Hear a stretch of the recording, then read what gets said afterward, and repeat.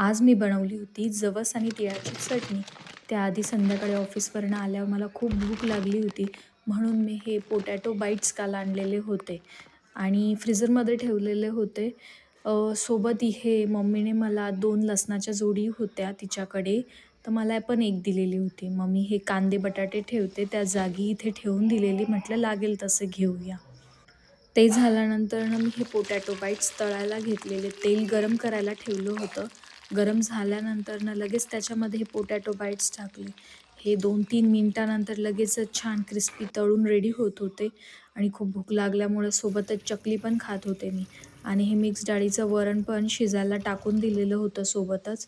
मग हे असे बनून रेडी होत होते आणि याच्यावर ते पेरी पेरी मसाला असतो ना, तो पण छान लागतो बरं का. हे बाईट्स रेडी झाल्यानंतर लगेचच आम्ही तिघांनी मिळून खाऊन घेतलेले.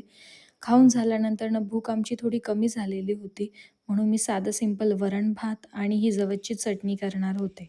मग मी कढईमध्ये जवस टाकून छानपैकी असे भाजून घेत होते. ही जवस आणि तिळाची चटणी बनवायला खूप इझी पण आहे आणि थंडीमध्ये ही खायला म्हणजे पौष्टिक असते, तर नक्की खाल्ली पाहिजे.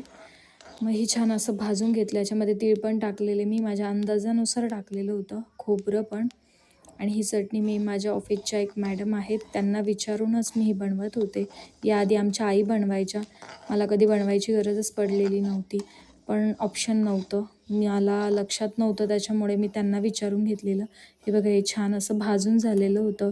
मग मी डिशमध्ये काढून घेतलं, थोडं गार केलं आणि ह्या 2 लसणाच्या कांद्या घेतलेल्या होत्या.